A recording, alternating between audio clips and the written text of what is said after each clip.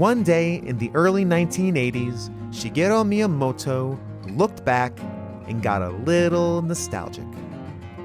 According to personal accounts, he often thought back to roaming the Kyoto countryside as a child, discovering caves, traveling the landscape, and going on adventures. That sense of wonder and exploration would be the genesis of The Legend of Zelda, a defining franchise not just for Nintendo and games in general. If you did a Mount Rushmore of the top Nintendo video game characters, Link has to be up there. I asked this question to a bunch of people a few months ago, and Zelda's green-tunicked protagonist was a regular pick. But I have questions. It's me. I always have questions. And this is a quick one with no easy answers. Why? Why does a franchise that hasn't evolved much in the last 30 years still capture our imagination? Why do we care about a character who never talks? Why are we hungry to learn more about the lore of Zelda when even Nintendo can't work out the exact chronology? And why, even today, am I going to spend over 2 months deep diving into a franchise that's been talked and talked to death? On this episode of A Gamer Looks at 40, we begin our multi-month journey through the length and breadth of the Legend of Zelda franchise. From the 8-bit games to the modern classics, we'll hit on nearly every title from every era, focusing not only on the nuts and bolts of why they work, but the stories of people whose lives were changed by this legendary series. But we have to start somewhere. So why not an open cave? Let's begin our adventure with the first of a 2-part episode, It's Dangerous to Go Alone, a survey course of the Legend of Zelda franchise.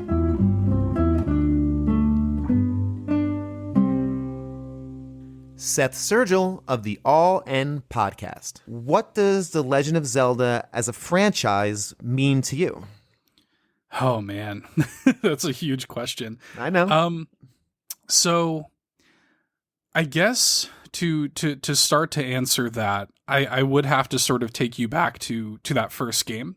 Yeah, that's fine. Which is, so my Uncle Aaron introduced me to that game. It's actually the earliest memory I have of just life is playing his copy of the first Legend of Zelda. Like, that's my earliest memory, period, not just with games. Mm-hmm. I must have been 3, 4, maybe.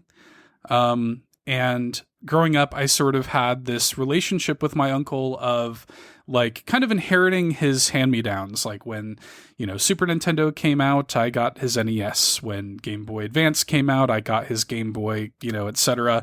I didn't get my own console until Nintendo 64.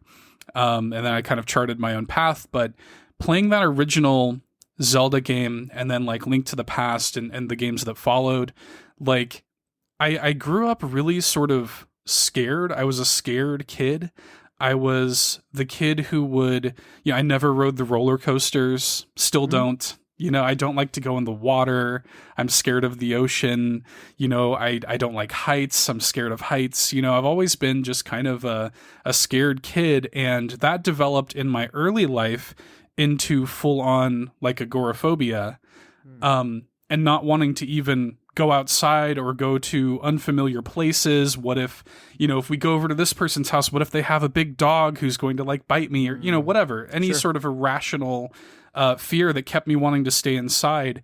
And that Legend of Zelda, the first game, and then A Link to the Past kind of inspired a sense of like whimsy and like exploration and like, hey, there actually is worth to exploring the outside world. There is more to see beyond this. There is more than just, you can't just stay in the cave forever. Eventually, you've got to take the sword and move on, And I think that when I distill down why I love Zelda so much, it's that. It is the series that made me want to explore. I genuinely don't know the person I would be if it weren't for those games. I don't know if I would have ever even left like my home state. I don't know if I would have ever traveled anywhere that I didn't need to, which now I love to travel. It was genuinely life-changing for me, and I think exploration and adventure is the thing that I take away most from Zelda. That's what Zelda really means to me. That phrase, "it's dangerous to go alone," means something a little bit different to me, you know? Sure. So.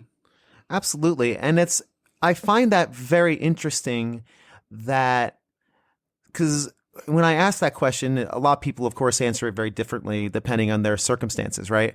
And but a major theme of what my next question usually is, which is, why is Zelda endured? Most of the people will say it's because of the exploration of that, being able to, as a kid, maneuver open space when, as kids, we weren't really given the opportunity to do so. Like, I know I didn't grow up in a household where I was allowed to just roam the streets or go on adventures. I had to stay.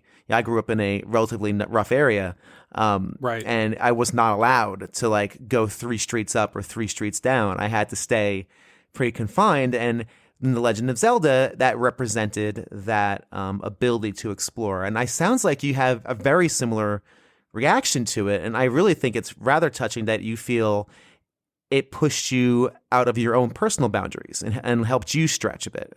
Definitely. Yeah. And I can sort of relate to what you were saying too, because I grew up in Chicago, and that was sort of like a thing there. It's like, you know, make sure you're home before the streetlights come on. Sure. You know? Yeah, right. That's like a whole thing. And I couldn't go, you know, too far, too many blocks away or anything either. And so I can definitely relate to that. I didn't even have a desire to until I was probably 10, 11 years old or something like that.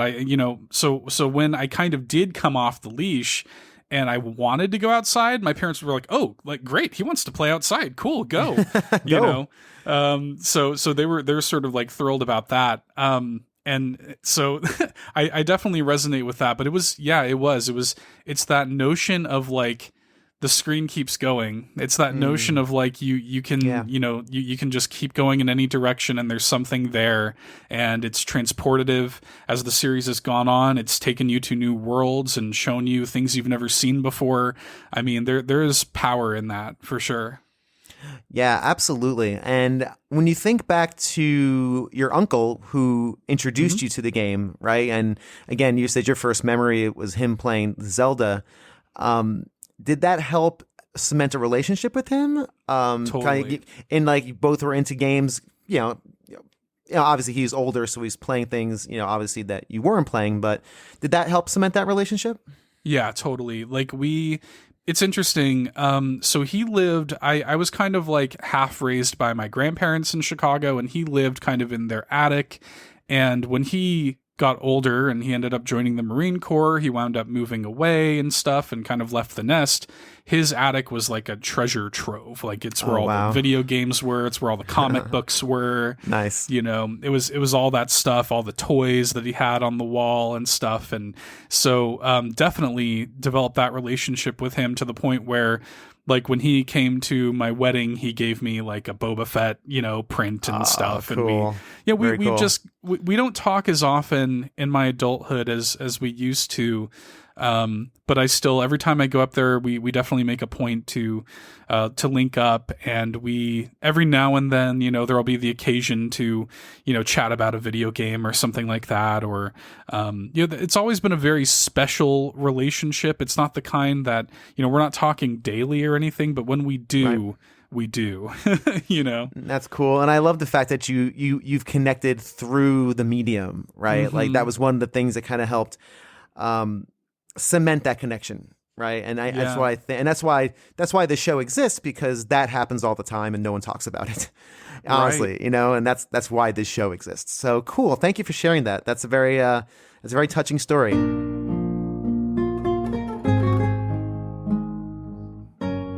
Alan Petrozzi, tell me a bit about your history with Zelda. Before we get into some general questions, I'd love to hear about kind of where your entry point was in the series and kind of just go from there. Like, how did you first get introduced to The Legend of Zelda? It was a friend. I mean, I remember it very vividly, but I know it was I had just moved when I was in kindergarten slash first grade, going into first grade, and I remember I was out on the playground just looking for a thing to do, and I saw this kid uh, kind of playing alone. And when I went to go talk to him, um, we didn't really have much to talk about at first until we got into the topic of video games because I was a gamer even at that age, and Sure. apparently so was he. Um, I though grew up on like driving games, Hmm. so for some reason Driver was like my obsession at that time, Oh, wow. Yeah. and his was Zelda. Hmm. And so kids are imaginative. So we basically kind of spent of that recess like number one, like swapping like what we like about each game and stuff like that.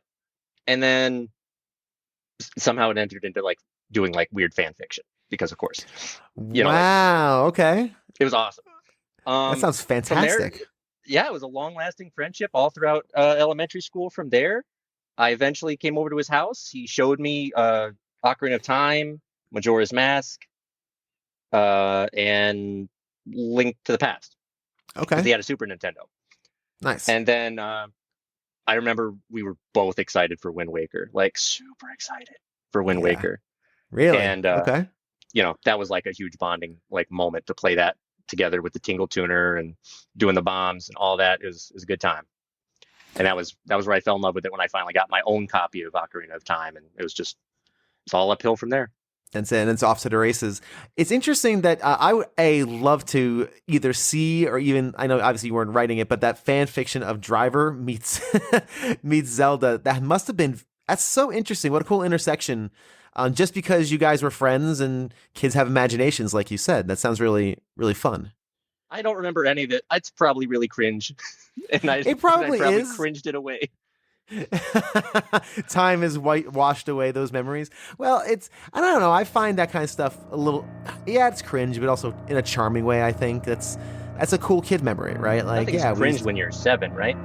no, that's, you know what? My son is 6, and there is no such thing as cringe with him. He is shameless about all things, which is cool. Like, you're a kid, be shameless. Absolutely. That's what you're supposed to be.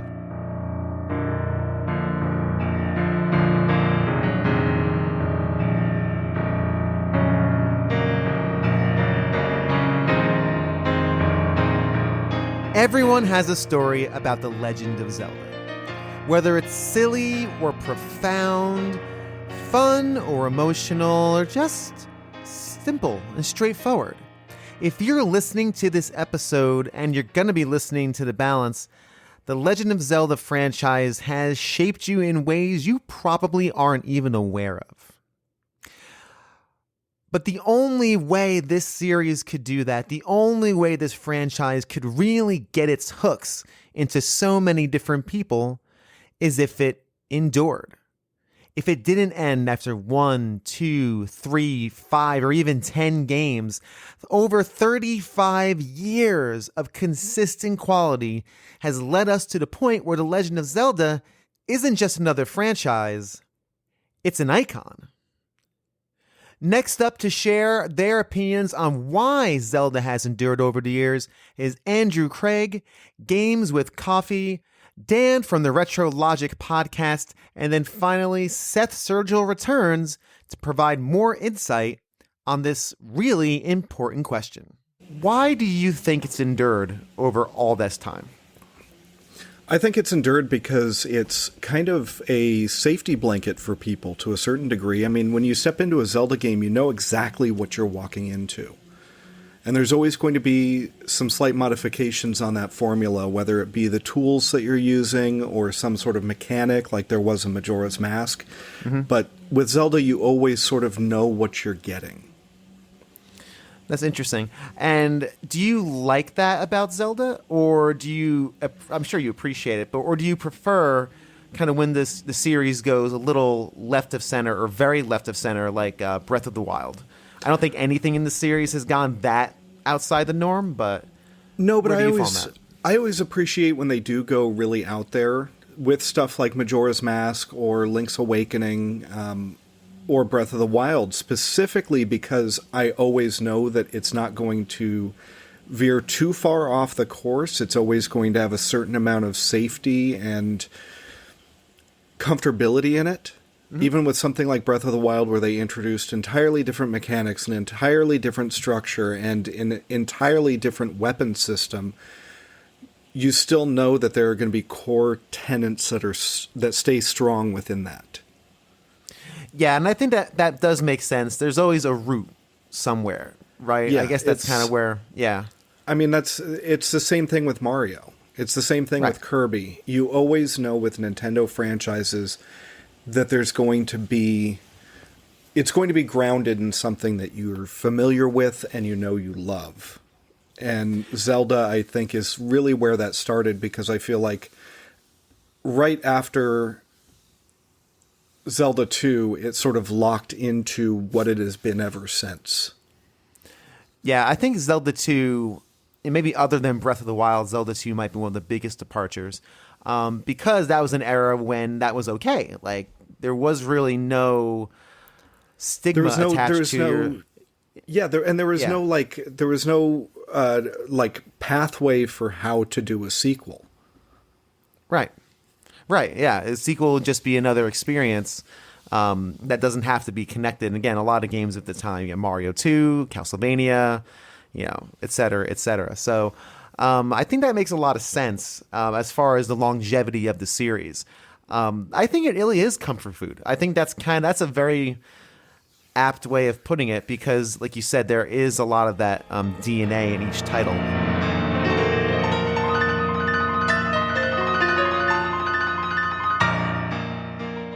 To me, Zelda represents that feeling of adventure, that feeling of just going out into the world and seeing anything and everything that life has to experience.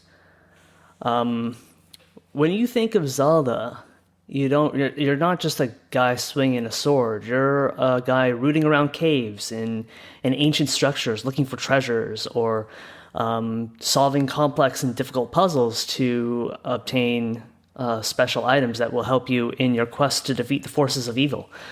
And yeah, there are a few components where you have to rescue a princess every now and then, but to me, that's kind of secondary. For me personally, when it comes to Zelda, when I think of Zelda, I think of seeing new lands, experiencing new adventures, meeting new people, which is always a fun reason to go on an adventure in the first place. Sure. And it's just that I think it's something that Miyamoto. It was Miyamoto who created Zelda, just to remind me before I go and say something excessively stupid. No, you're good. Okay, thank you. Yeah, it kind of evokes a Miyamoto sense of his childhood, where he used to just go just out in the field near his hometown and just explore every nook and cranny. It's just that feeling that I get, which explains a lot about what Zelda is all about. So right. Yeah, so kind of the spirit of adventure. There it is. That's the word. Yeah. That's perfect. Oh, thank you. I was like, why is that not coming to my head? That's for me. Thank you.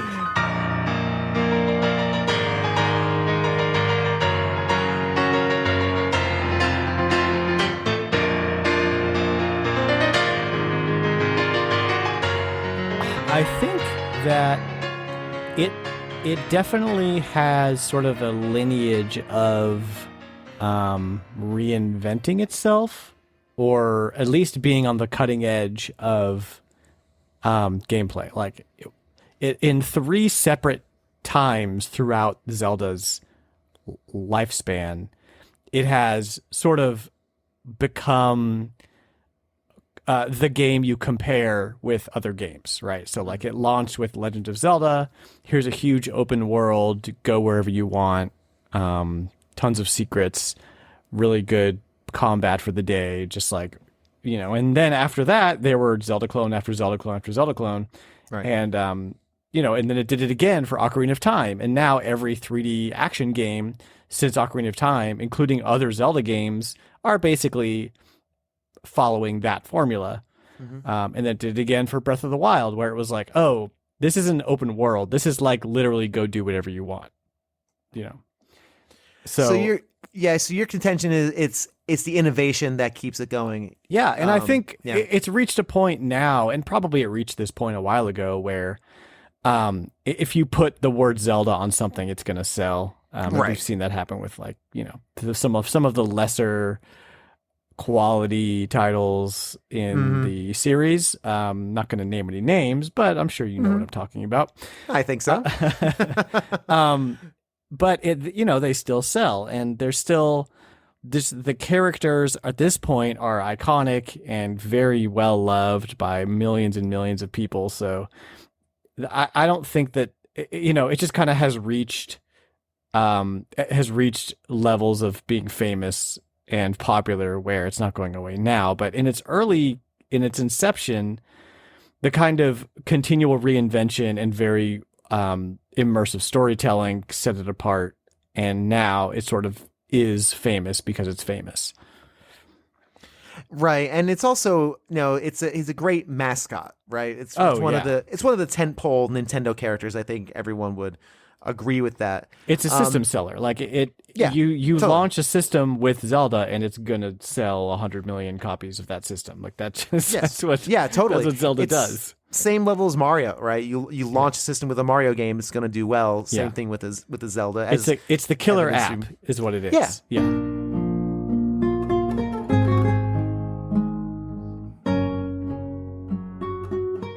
I think that Zelda has always, and this is true of Nintendo for the most part in general, but Zelda's always kind of stayed at that cutting edge of not only innovation, but having It has that sort of baked in history also, like just from the outset of it. Of course, people obsess over the timeline and stuff like this, but I think that having that sort of connective tissue between games is interesting to people.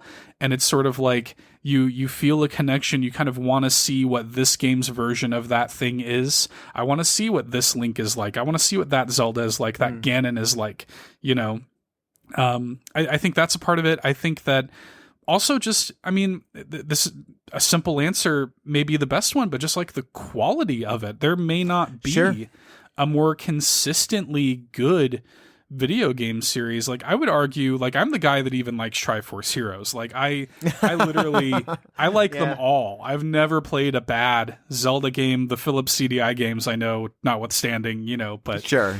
But in the core franchise, I genuinely think they're all really good.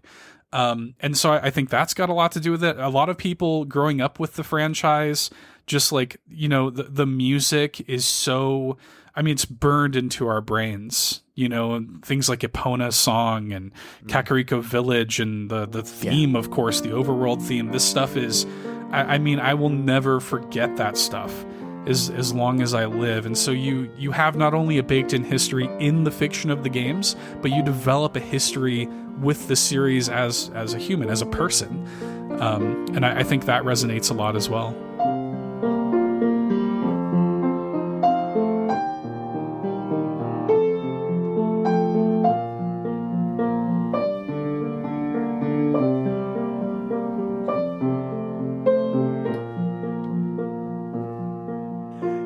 The minute I heard Seth mention on the recording as I'm editing Kakariko Village, I ran as fast as I could to the internet, which was just 2 clicks away, but still, to find a version of it, like a simple, pretty piano version of it, which I really think is the only way that can be played. I'm sure I'll find something else somewhere, but boy, oh boy, God, what a lovely song. That just... it puts me in an exact place. It puts me in a time and place of calm and youth, if that makes sense. That hit a nostalgic vibe for me that I wasn't expecting. So, wow, that's Pretty cool stuff there.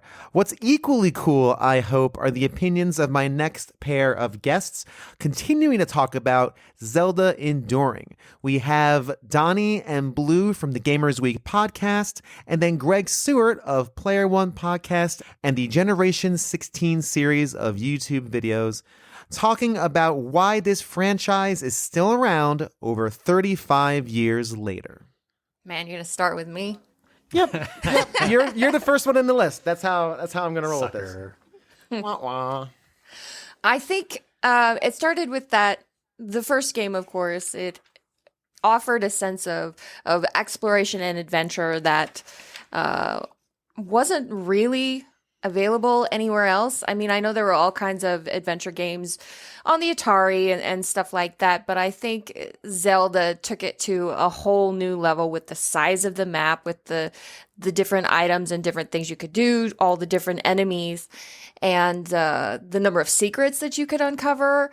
So I think that sense of being able to go out into a world and make your own adventure was something that has propelled the series forward and something that's really been a hallmark of it. Yeah, I have to agree with that. I think exploration is one of the first things. It's exploration, especially with that initial entry, and confusion. There's also a heavy helping of confusion, yes. Yep. Donnie, what about you? Why do you think this franchise has continued on so long? I mean, Blue hit the nail on the head as far as the initial entry, but the continued success, I believe, is because of how well they changed things up, how they introduced new mechanics and new ideas into the same concept. You know, the mass world exploration, where you had something that changed from the original Legend of Zelda to the Legend of Zelda 2, Link's, or was it? Link's Awakening? Yeah, was it Link's Awakening? No, I'm sorry. The Adventures of Link. Adventure of Link. Yes. Yeah. Sorry. I was thinking about and confused. I knew you guys would get there.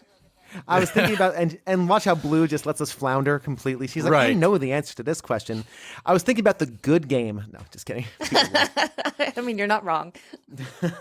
You know, they tried something different with the Adventures of Link, and I think at the time not a lot of people really liked it. I could be wrong, but I think the consensus was that, like, you tried changing something that was the top-down exploration. Now it's like it's almost like a platformer adventure game. I don't really know if that's the way we should handle the Legend of Zelda. So in A Link to the Past, they went back to what they knew from the first time, but it's the added puzzles, the added items, the added exploration. And out of the old games like that, I never felt like I got lost. I never felt like I really needed to be handheld to find every little thing in the game. I mean, some stuff, I'd have to look up. But it just, like I was saying before, it just institutes newer ideas and it keeps people engaged. First off, are you a big Zelda fan? And if so, why does it work for you? Why does it work for you?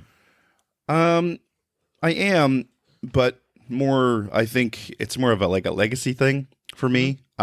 Because, back when the first Zelda came out, there was nothing else like it on a console. I didn't have a computer, obviously. And so it was just interesting to have this big sort of wide open, it was pretty much an open world game, for lack of a better term. We wouldn't call it that back then. But so it was just, it was so different and so unique. And I actually skipped over the first one, because I didn't have an NES by then. So my first real experience was with Zelda 2 and absolutely fell in love with it. So it's kind of gone from there, and A Link to the Past was sort of what sold me on a Super Nintendo, one of the things that sold me on a Super Nintendo. And so they became event games, I think is why, more than anything else, I still highly anticipate Zelda games, because they don't come out constantly. As a few different major series were like that for years and years and years. Mm-hmm. So you were never inundated with them, and you could always count on them being really high quality. Yeah. You could always count on them being interesting. Why has Zelda endured over the years? Well, I think the kind of along the same lines. I think the main reason is along the same lines as Mario Brothers, which is quality, always very high quality. But Zelda games have been able to change and shift, and they don't necessarily shift with the times as much as they're sort of tastemakers in a way. At least that's how I feel about it. So, you know, Zelda 3 was kind of like the first Zelda, but it was just really, really pretty, and it was sort of the first Zelda refined. And Ocarina of Time, you know, like Nintendo had already sort of set the standard for 3D mascot, like action games. And so they took it the step further with Ocarina of Time. And then I feel like, again, you look at, you move forward and they just further refined the 3D adventure with the stuff they did on the Wii as well. And Skyward Sword, I think, is highly underrated. And even Breath of the Wild, like it's been impressive to me that they've sort of kept the bones of what makes Zelda, but they've never been afraid to evolve what Zelda is, for better or worse. You know, they've taken some chances some choices that haven't always worked, but I respect that they do that with something that's so revered that they're willing to take that chance on something that, you know, it could so easily backfire on them. And I think that's one of the things that makes it endure. That's interesting. It's a mix of keeping to the tried and true. Because let's be honest, Zelda really is, for the most part, unless you're Breath of the Wild, which is this entirely different animal altogether, in my opinion. It's a entirely different beast. It's 8 dungeons, getting a Triforce, find the weapon, use the weapon against the boss, hit it 3 times. Like, it has this kind of rhythm to it that sometimes for me feels a little stale, which is why I love Breath of the Wild so much. It kind of threw all that out. But you have a very good point where it's always trying to at least iterate or inject something new. And I do think that kind of is a good balance. It feels comfortable, maybe, if that's a good way. It feels cozy and comfortable, yet it's still going to try to do something different with each iteration. Yeah, I think, and actually comfortable is a really good way to describe it. And I think familiar is another thing. Even when they change everything up to the point that the game doesn't play the way you remember other Zeldas playing, you know, there's always sort of these story beats and these characters or you know, character types that they'll always hit on. And you're kind of, even in newer games, like you're kind of anticipating what form that's going to take. And you know, if you've been around a long time and you've played the older ones, you're never that far away from one of those, like, oh, so that's what they did with like those, with that race of characters now. That's what they do, and that's, you know, what their role is in this new adventure. So it helps it feel, they're not retelling the same story every time, but they're using the same, it's like they're shifting around the same pieces. And again, evolving them. And so for those of us who have been playing it for 30 some odd years, you know, you kind of get those little winks and nods and those familiar moments without it feeling like a complete retread.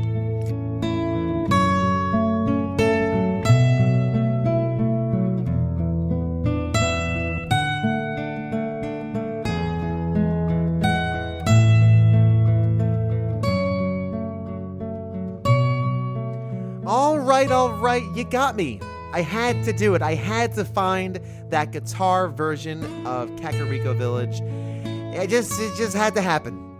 Coming up, we have Trevor and Greg of the New Dad Gaming Podcast, Lord Reverend D of the Rulebooks Anonymous Podcast, and then finally my friend and brother in video game criticism, Moses, the well-read mage of the Pixels.com.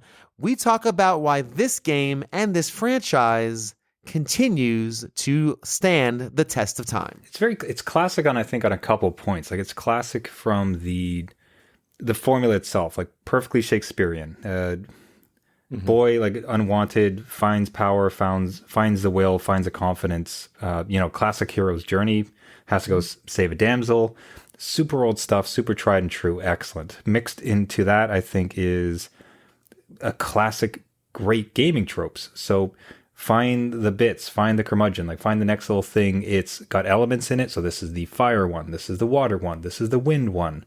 You know, you could point to 1,000 cliches that this series relies upon, and yet it does so so earnestly and with so much charm and almost like happiness to it that it's never bad. Like the thought that you would play another Zelda game, you're going to play the next Zelda game. Hey, you have to find the slingshot. It's like, damn it, I find the slingshot every time I play a Zelda. Like, just let me have the slingshot. And yet, because the way they do it with so much enthusiasm, charm, happiness, and care, it's let's go get that slingshot. So I think like at its baseline is what could only be described as like the most classic of storytelling elements mixed in with the most classic of gaming elements, treated with such care and concern that it's a property that just continues to endure. Yeah, I'll probably tag on to what Trevor said there and just say it is definitely like a simple story. I won't call it like Zelda simple. But at the base level, it is like you got your Triforce, you got Zelda, Link.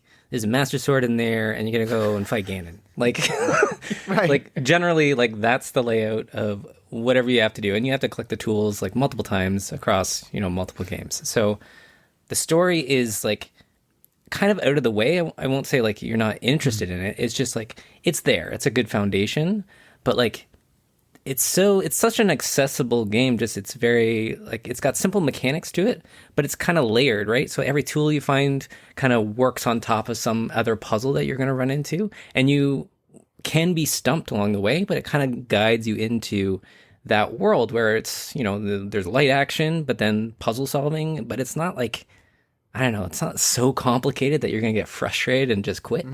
It's very like lenient on what it's doing, and it'll build on that like just throughout that history. And maybe something that wasn't mentioned thus far is the music. I found the music and like the sound effects, like I can, when you open a secret, I can play that chime in my mind right now, like the ding, ding, ding, ding, like perfectly, right? It's just something that sticks with you, and it probably helps. I know like you dated us saying it's like 35, 36 years old by now, this franchise, right?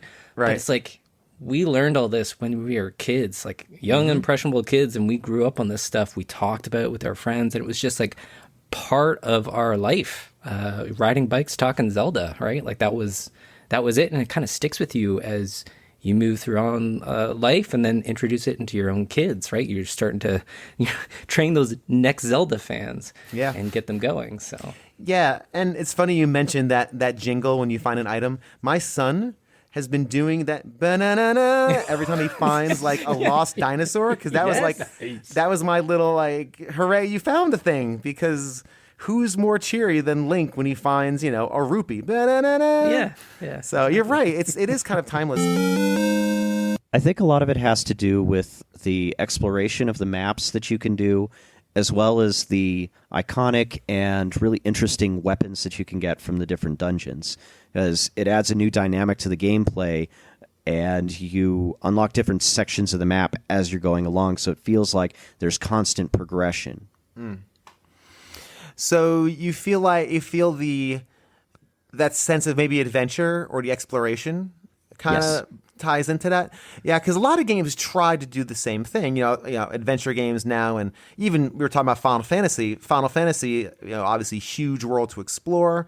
But for some reason, although Final Fantasy does persist, it's always in different forms, right? It's always slightly different. There's always different variations on that. Zelda seems to kind of keep the same elements all the way through, for the most part. And there are obviously innovations, but for the most part, it keeps everything pretty standard, which I think is pretty rare in the world of games, how you can be that consistent. Like Mario. Mario is pretty consistent.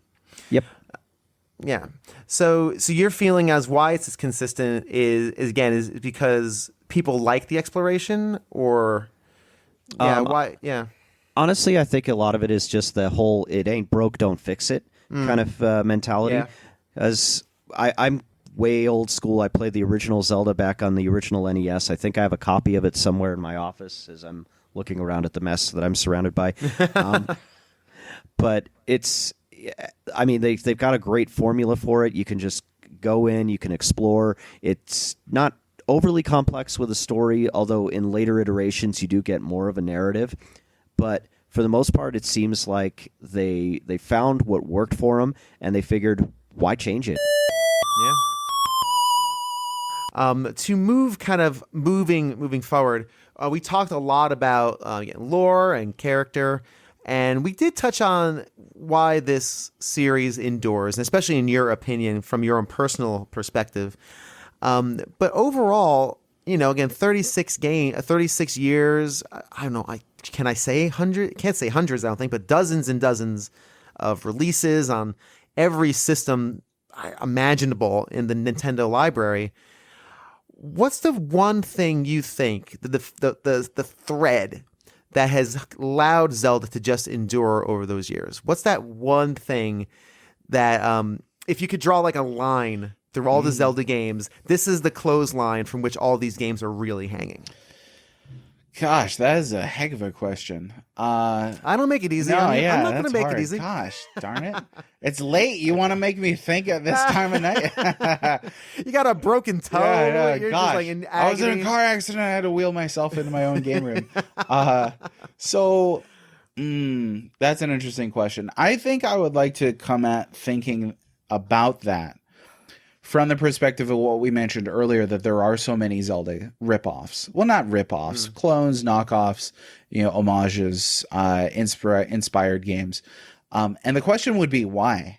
It's kind of interesting to see, like Metroidvanias springing up in the absence of Castlevania and in the absence of Metroid. It's interesting to think of, the kind of comedic RPGs that spring up in the absence of Mother, or the futuristic car racing games that spring up in the absence of F-Zero. Not that they invented those things, but they're part of popularizing them. But with Zelda kind of chugging on and doing its thing, and there being fairly consistent releases, as you've said, for the Zelda games, why is it so frequently riffed off of? And the answer has got to be that the player experience is enjoyable. Whatever that, like what the reason is for that, I think it takes that step back. That could be any number of things. I mean, certainly the structure has been figured out. It's that adventure format that is really endearing to people. I think that there's a lot there that you could possibly peel out, but end of the day, I mean, it endures because it's enjoyable. That's not to say that, all the series that have stopped weren't enjoyable. Some of them were not enjoyable when they died out, and that's why they died out. But other ones died out for other reasons, the business folding, licensing issues, all kinds of things like that. Sure. But as far as Zelda, I think they're enjoyable to play, for whatever that reason is, and I'm sure that reason is many. And if we knew the reason, we would do it ourselves, right? We would make that game, because there are some intangibles to that, right? I think a lot of it has to do with also brand recognition, right? Yes. And reputation. Yes. I think reputation has a lot to do with that. If you buy a Zelda game, you're pretty much near guaranteed a good experience. It may not be the experience you want. Like I know people who hate Breath of the Wild for a lot of different reasons, but you can't deny the quality of that game. It's just a game that wasn't maybe meant for you, or just not in your wheelhouse, which is fine. Yeah. But if you have like a Zelda, that was made by an independent publisher, they don't have the cachet, or they don't have the reputation of Zelda. And I think Zelda has earned that through consistent quality through just solid play. So I think that's fair. Yeah. And it's difficult to describe what that is, especially since I'm not a developer. Right. But I just think there's something about the architecture there. And you're right. There's a kind of brand recognition there. It also creates a kind of expectation. I mean, because you think this has been around since '86. That's a long time. It's a lot. It's a long time. So that develops expectations in people. I've met people who are like, I hate 3D Zeldas, because to them, Zelda is only 3D. I mean, only 2D, I beg your pardon. And then vice versa, right? You meet people who are like, I hate the top-down 2D Zeldas. I've actually heard that. I was like, what? Wow, that's surprising. And people will actually, say okay. the key words are they'll say it doesn't feel like a Zelda game to me. What is feel there? I mean, is it just kind of wishy-washy, happy, sad emotion? What they mean is it didn't meet what my personal expectations are for this new entry based on my personal experiences with the games that I've played in this series. And that creates new problems. So sure, when Breath of the Wild came out, there were people like, ugh, why couldn't it have looked, more like Twilight Princess? Why did it have to have more of the cell shading, or why did it have to have the breakable weapons, or why did it have to have so few major dungeons and things like that? So I think on the one hand, these long running series have going for them all that recognizability, but then at the same time they have to deal with very deeply rooted expectations. Yeah, and those expectations are personal, as we've probably talked about a bunch on this show and other shows and other forums, Twitter. A lot of that is very subjective, right? Your expectations do not have to match the authorial direction of a game, right? Like you said it, a designer of a game does not really have to take your personal feelings or opinions even into a game. They're trying to create a work of art that speaks to them and they think is going to be the best thing, and that's kind of how it works. And I think maybe a lot of this enduring also has to do with how faithful Nintendo has been to the formula and have satisfied the bulk of those expectations. Because you're right, like Wind Waker, for example, I think you mentioned it, people hated that game. Yeah. Hated it because it looked like a baby game. It was like, oh, this looks like a Saturday morning cartoon. I don't want that.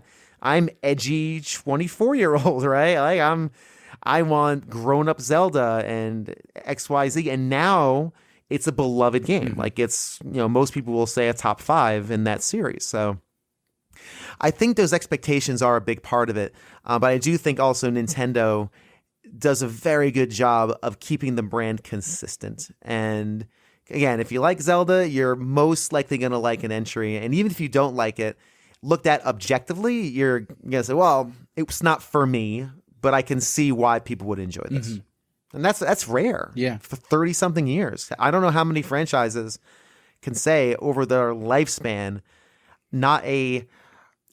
have had the ability or have had the opportunity to be that consistent.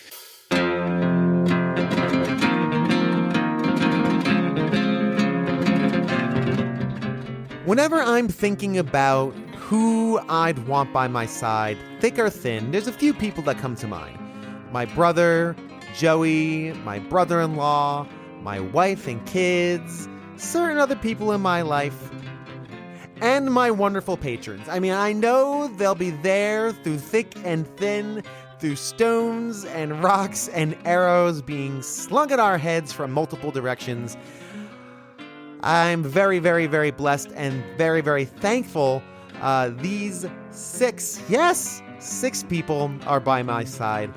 Very special thank you to Julian from the Nerds Without Pants podcast, Seth Sturgill from the All N podcast, Dan of Retro Logic podcast, Ryan Payne of Gamers Week, Pete Harney, who's my brother-in-law, and finally a brand new patron, Tim Knowles of the Elitist podcast. I was on the Elitist a few weeks ago, had a blast playing games about games, and it's a really fun, exciting show. They do a ton of work to create these really unique experiences. I've never quite heard anything like what the folks at the Elitist are doing as far as a video game podcast is. They play games about games, and it's an absolute blast. Check them out wherever you listen to your favorite podcasts. And if you would like to join the fun, $2 slim bucks over at A Gamer Looks at 40 on Patreon. Patreon.com/A Gamer Looks at 40. All the podcasty things are there. Check out the site, and if you feel so inclined, drop a buck or two. It'd be greatly appreciated in helping to defray some of the costs of this very show. Now, we've talked at length about why The Legend of Zelda is still an important property 36 years after its first inception. But let's dig a little deeper. Let's dig into why this thing is here. We know it's here, and we've examined a lot of different reasons why. But let's actually take a look and see what this series does well, and conversely, what it doesn't do well. The Legend of Zelda is not a perfect franchise. These are not perfect games. There may be certain things within these glorious, glorious games that we still are lacking a bit. I want to take both sides of the coin because it's more interesting that way. Starting us off on this piece of the conversation is Alan Petrozzi, followed by Dan of Retro Logic, Seth Sturgill, and then finally Blue and Donnie of Gamers Week. I will just start with what it doesn't do well. Okay. And I would still think that it still hasn't quite, until I think recently, nailed down tutorials and like teaching people without being handholdy. Yeah. Now it's finally there. It kind of had to take a extreme flip flop to super handholdy to super not to get there. Yep. But I would say that Breath of the Wild is absolutely great to start at when you're like 10 and not 7, which is when I started with Ocarina of Time, because it still requires a lot, I think, of, in my opinion, like world physics understanding. Like how A connects to B connects to C, and then you get your answer, kind of thing. Whereas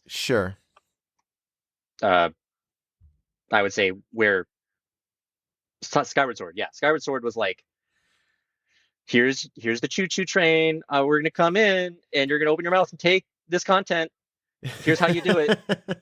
don't even lift a finger, we've got you. You got it. Yeah, that's yeah, here comes the choo-choo, open wide. Yeah, that's a very good analogy actually for how Skyward kind of deals with its onboarding. It just spoon feeds it to you at that point, but also too much. Like here's 4 spoons at the same time over and over, because if you turn off the console, it's going to make you relearn that what a rupee does. Yes, they right. Yeah, they did. I mean, Breath of the Wild still has a bit of that, a bit as far as like telling you what items do and that sort of thing. I get it though. They have to assume everyone who's playing it has never played it before. I just wish they put an option that says like, have you played one before? Yep. Yeah. Okay. Yeah. And stop bugging me about it. I think that's very interesting. Onboarding is something Zelda doesn't do well, and I think they either go to extremes. Like even the original Legend of Zelda, there's no onboarding whatsoever. I mean, you better have the manual and you better have Nintendo Power, or you're doomed. I don't know what you do. I had neither of those things, and I didn't beat that game. Not for a very long time, because I played it on the GameCube disc that came with the pre-order. That was my first time with that, and Zelda 2. I didn't get Zelda 2 was way too much of a departure. I don't think I even got to like the first town when I was a kid. Kept dying to like the overworld, and I'm like, okay, I gave it a shot.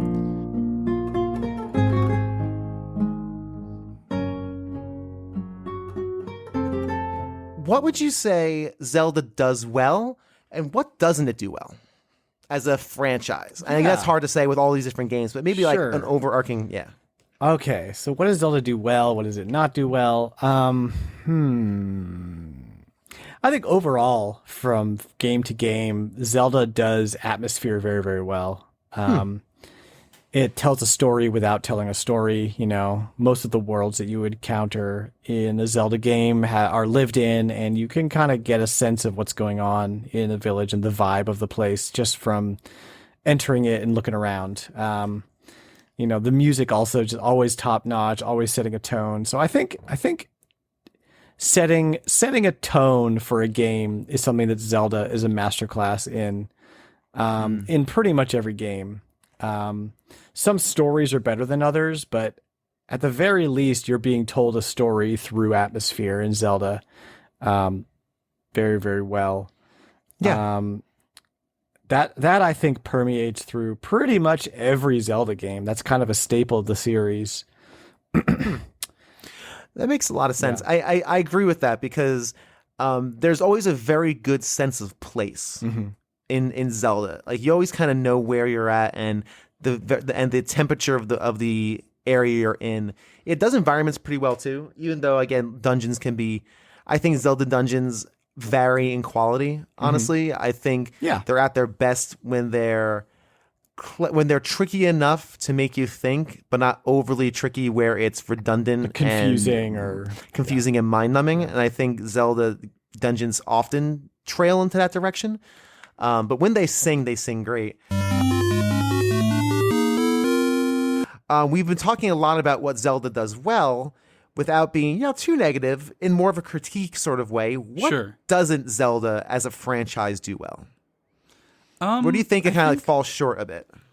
Yeah, I think that up until recently, it's fallen short in characterization a little bit of the characters.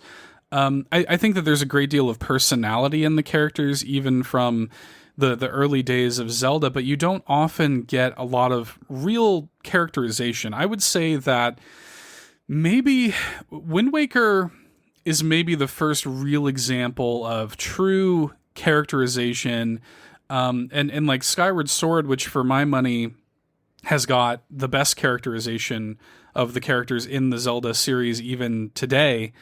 I feel like Zelda has kind of fallen short in that regard, in the sort of like motivations behind the characters, who the characters are as people, what their relationships to each other are. I think that a lot of nuance gets lost because of the way that the story is told. Like Breath of the Wild, I think, is a really good example of this. Sure. Because so much of the story is told like in flashbacks, and memories and stuff. You don't really get a whole lot of character interaction, and that's why you have a lot of people who misunderstand like Rivali as a character, for example. Sure. Sure. And I think that I think that Zelda is kind of weak in that regard, pretty much across the board. Again, there are a few standouts, but I mean, you talk about a series that's got like 20 games in it, and there's really only like 3 or 4 of them that have actual character work in it. Right. Yeah, and I think that's interesting, especially given that there is that lore behind it. Mm-hmm. There's lots of story, but little character, and I would agree with that 100%. I would honestly say that's probably one of the main things, is that the games started as a player surrogate where you were controlling Link and you didn't even really know his name was Link. Right. I think actually you might have at the beginning. I don't remember if you have to clear out the word Link to put your name in the select screen. But whatever. I can't remember. I don't remember. But even if you did, or if you read the manual, right, because that's all there in the text, you were that character. Like very quickly that went away, and now you're the guy in the green tunic, stabbing bad guys and exploring dungeons. Mm-hmm. And I feel like as the games progress, they haven't really gone past that to a certain degree, for better or for worse. Maybe it's okay to have a character that's just your surrogate and you can go out there and save the day and embody that character as opposed to playing as a character. But I'd have to agree with you on that as part of the things they may not do 100% great on, for sure. Yeah. So, sorry, you're going to say something else? Oh, I was just, it is interesting that they're kind of in this weird, like, in-between space where they still have that, where it's like, player character, surrogate, kind of self-insert or whatever. But at the same time, they do try to give Link a little bit of like, in Breath of the Wild, it's like he's the chosen hero who was like at the Knights Academy, and he kind of worked his way up, and he was chosen by the King of Hyrule and stuff like that. Like, these are bits of Link's story that characterize him, but yet the character isn't voiced, and they sort of poke fun at that and stuff, and you don't have any sort of player agency over him as a character, which is weird for a game that is purporting it to be a self-insert. It's not like a true RPG where you're getting to select dialogue or anything like that. Nor do I want it to be. Right. Same. But but it is interesting that they've kind of found themselves in between both kind of schools of thought and not really landing correctly either way. Sure. So sure, that makes a lot of sense. Also, what do you guys think Zelda games as a whole, as a franchise, what do you think they do well, and what do you think they don't do well? That's one of them smart questions that I can't. Well, we'll just pick like one thing that if you walk into a Zelda experience, this is going to be good. Like, I know I will get this, and this is going to be pretty great. The challenge. I think that's the one thing that sticks with me. Back to the original one, it was a challenge to go in and find all of these items. Yes, you had to use a map, but to find all these different items and do things successfully throughout the game to complete it, it was a good challenge. It was a fun challenge. I think there are different types of challenges. There are those Dark Souls challenges where you're just like, no, I don't really feel like doing this. That's punishment challenge. But the Legend of Zelda challenge, I think, it's very engaging, it's fun, and it keeps you coming back for more. I think that's a good answer. See, you answered this. You answered it very well, I think. It's hard to answer those types of questions for me, though. It can be a challenge. Blue, what do you think? Either it does well, or you don't think historically has done poorly. So I don't know if I could say that there's something that the Zelda series as a whole does poorly. I think there's things that you could say the individual games don't do well. And some of that is, as we already talked before, as a result of them kind of stepping outside the box a little bit and taking a chance, and it doesn't necessarily work. But for what I think the series as a whole does well, I know if I plug in a Zelda game, there's a couple things that I'm going to expect to see. I'm going to expect a map of some sort to explore. I'm going to expect dungeons or shrines with puzzles to solve. I'm going to expect that I'm going to have to go collect things before I can beat the bosses, that kind of stuff. There better be pots to break also. That's very important. It is. So I think it's just that those elements combine to the game and make them really fun. And that's above all what Zelda does best. Cool. I mean, correct me if I'm wrong, but if we look at every single game in the entire Zelda franchise, haven't most of them stuck with the whole exploration or what you just touched on, Blue? I have a map, I have things to explore, dungeons to explore, items to acquire, princess to save, etc., etc. Mm-hmm. And the really only difference, I feel, is possibly in the art styles. I know there was at least one that went with like, I think Link was like very, very young, cel-drawn character, right? I'm not sure if that one was widely accepted by the populace. Of its day, it was not. I mean, like Wind Waker, the cel-shaded, people despised it. Okay. But opinions have changed on Wind Waker over the years, as it has for Zelda 2. So, right, and I can look back on Zelda 2 now after even playing it through one of Ryan's RGB high scores. Like, I hadn't touched that game since I was a kid because I was like, oh, it's so different than the original one. No, I'll never like this one. Well, going back and replaying it and getting familiar with some of the mechanics again, I actually liked it.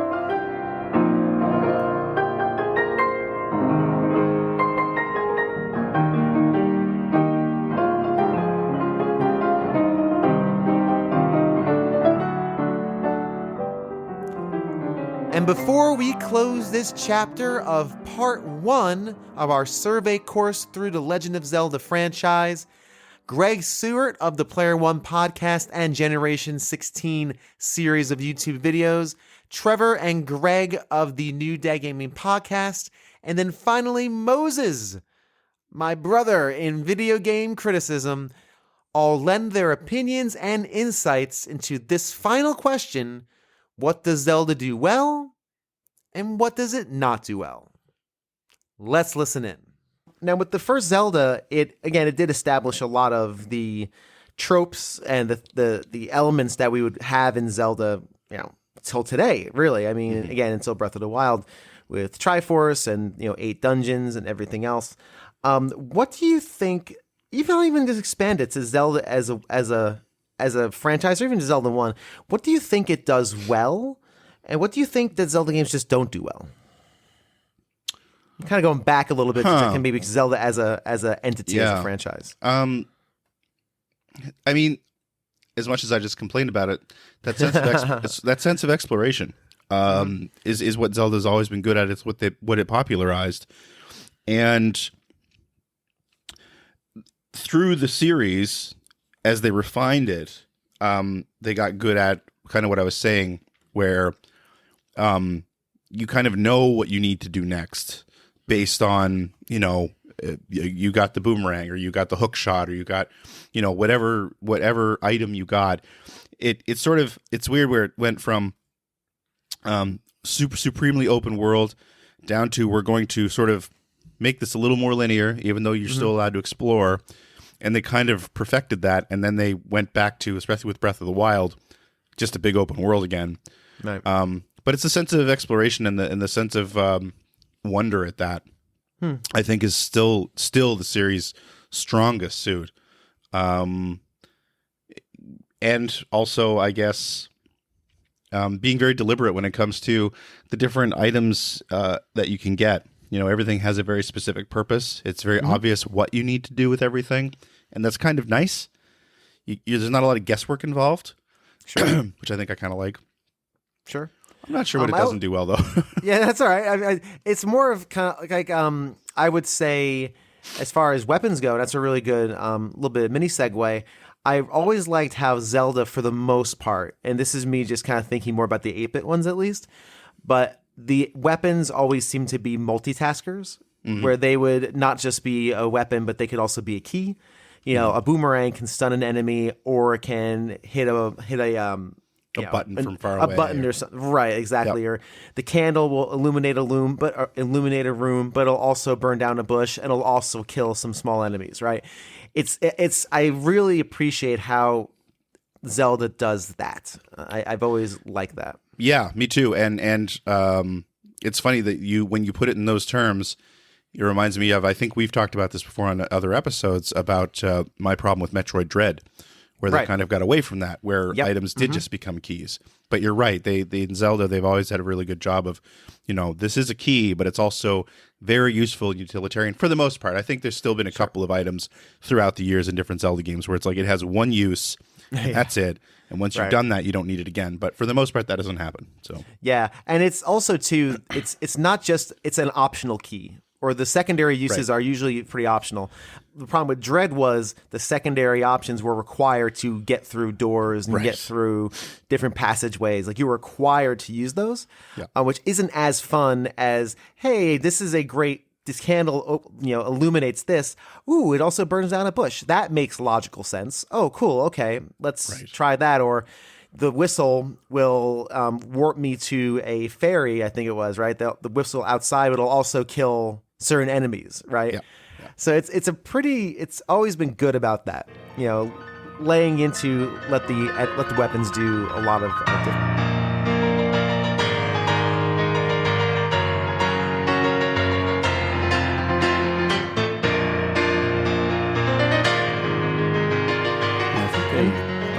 So the only thing I want to add on is that when we say open world, and I don't know that there's any game that really does open world as good as Zelda, because currently in our current AAA titles, when they do open world, there's a lot of wasted time. Like Filler, open world, yes, like open world is meant to be, and now you're going across this vastness of nothingness, and like this sucks. Like I cannot wait. I can't wait until I get fast travel because I hate this. And even I can think of in, Ocarina of Time or even Wind Waker, like there were moments of grand, like scale. Like there was nothingness too. It wasn't like every 10 pixels is another enemy just to fill space. But somehow the way they crafted it, and Link to the Past as well, which we're kind of speaking about, is that Link to the Past was just jam packed. Every screen meant something. It was designed. It was charming. But even when they started to get into the bigger screens, like Wind Waker, those in between spaces were purposely done. Like that was cooldown time. That was scale. That was like there's moments of boredom almost in that game to punctuate moments of action, and kind of like carve your journey as part of that story of it. So I don't know that any open world has been done as well as Zelda. That's one of the hallmarks. Like Breath of the Wild was ridiculously large, but I never, even running in through it, not necessarily liking the game as much as I did. Not being the biggest fan of that game, I could appreciate it so much for what a unbelievably well-crafted game it was. Because even in the empty spaces, it felt purposeful. Like this is the valley you're going to have to go across. Like your challenge here is just to survive having to go walk this long across a massive place. So it starts with Link to the Past, and just the ability for this game to continue awesome world building and space is phenomenal. Yeah, I mean, Breath of the Wild has that amazing, and it's a very good point. I got to think about any game that does it better. I don't think any game series does it as complete. I think that might be a way I would put it. Like Breath of the Wild is a great example, because if you walk for 5 minutes in Breath of the Wild in any direction, you're bound to find something cool or interesting or neat. And of course, if you're trying to get across the map, you're going to be distracted by something 100 times. Like, oh, there's a shrine. Oh, there's a thing. There's a Korok seed. There's a this. There's a that. Yeah, he has a very good point. It's very intentionally made. And you mentioned Final Fantasy, where it was probably the closest you could get, at least on a regular system, not PC. I don't know. Maybe, like you said, maybe there's a crazy Japanese-only game that does that. But Final Fantasy is very D&D. It's still, it was still steeped in that tradition where, it's turn-based role-playing, right? Random encounters, and that kind of thing. So I guess the ability to explore really was pretty amazing in it.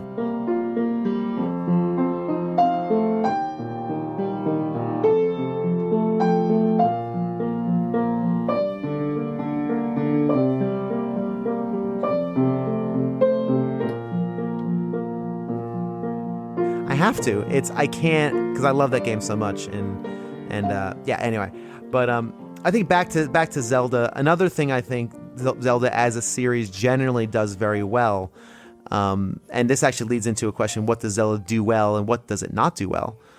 The one thing I've always find it does well is it's usually pretty well balanced. Like the balance of the game is always pretty on point. My favorite games are always ones of balance. For example, you posted today about Mega Man X, which, as you know, is my favorite game. And I started to type a response, but then work blew up, and I went back to my computer 5 hours later. I'm like, oh man, I never completed that. And I was like, I'll talk to him later. But Mega Man X is balanced. Like, it's a beautifully balanced game. It's Thanos with that dopey thing on his finger, just sitting there. Everything is just perfectly aligned and in tune. So to your mind, what does Zelda do well, and what does Zelda historically not do well as a franchise? A lot of things, I'm sure. The one that I think one thing that I think it does real well is NPCs. The lost art of the NPC. Played so many games where you kind of like just walk past an NPC and they talk as you pass.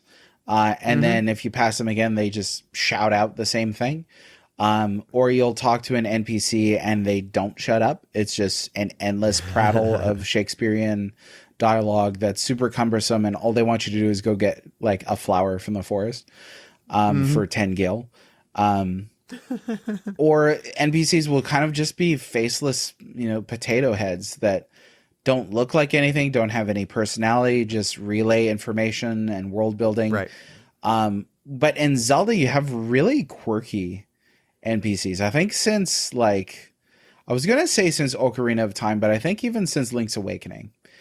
Oh, Link's Awakening for sure. You had Absolutely. very, very personality-filled NPCs, and that was surprising to me even in Breath of the Wild.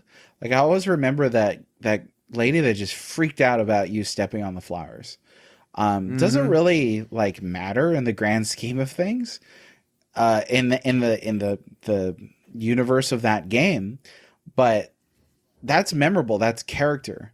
I think that a lot of games focus on world building, and that they're like, in the year 1814, the great lord of Bloodstorm flew down from his heavenly abode, and on and on and on.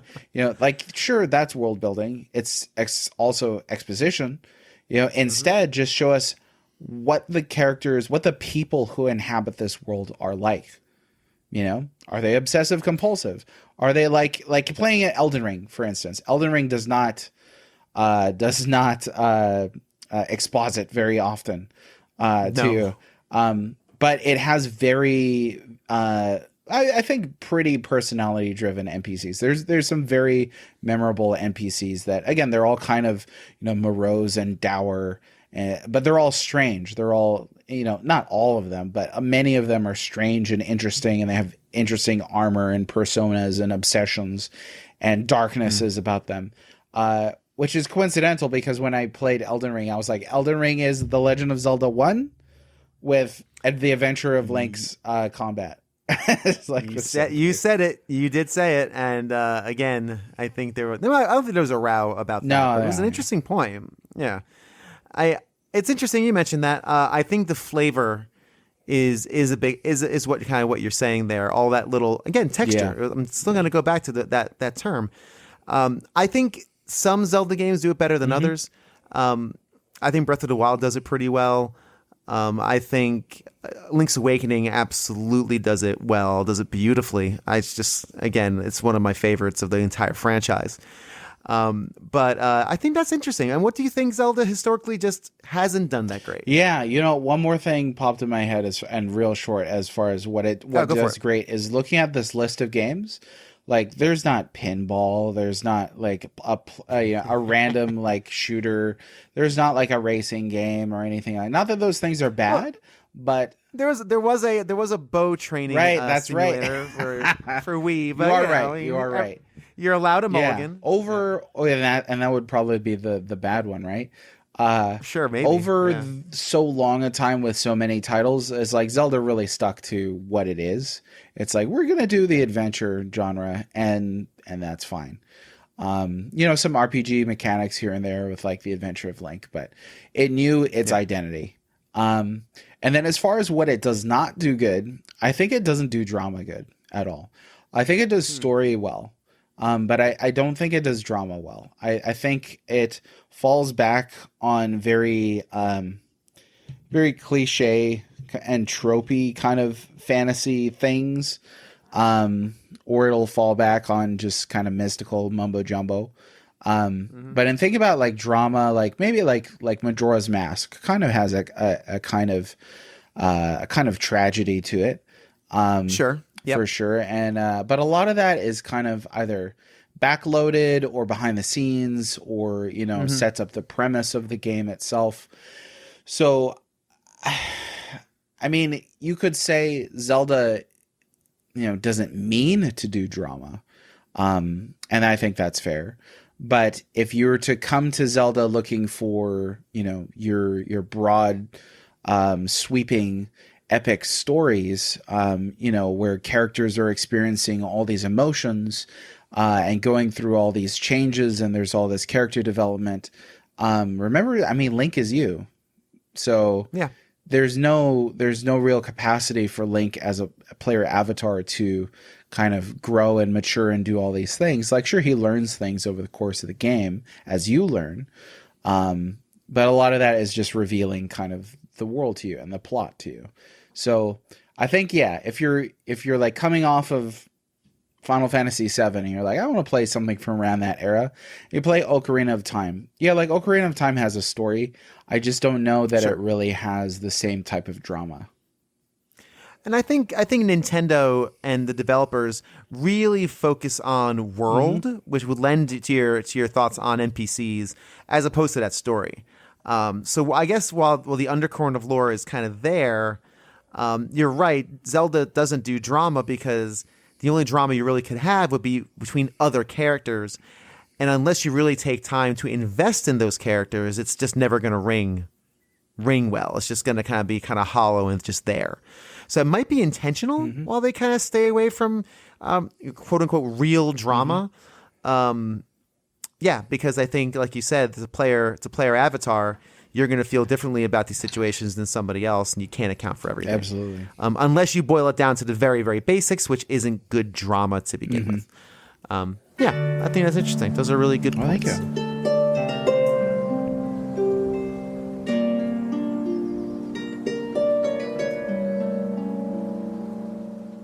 And we are just getting started. Next week, we dive into part 2 of our introductory survey course into the Legend of Zelda franchise. We'll talk about Link as a character. We'll talk about the lore of the Legend of Zelda, whether or not it's good, it's bad, or if we should even care. And we're going to talk a bit about the familiar things that this franchise does. And are they cozy and comfortable? or are they a little stuck in a rut? We explore everything next week, so please be sure to check out the show. If this is your first time to A Gamer Looks at 40, welcome. You've come in at a great time, and I'm happy to have you. Check me out on social media at A Gamer Looks at 40 on Twitter. Bio has a link tree to everything you'll ever need about anything.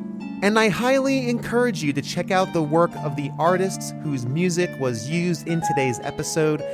All of their links and their handles are in the show notes. Please go there and check out their work. They are all extremely talented and well worth your time. And until next time, don't go it alone.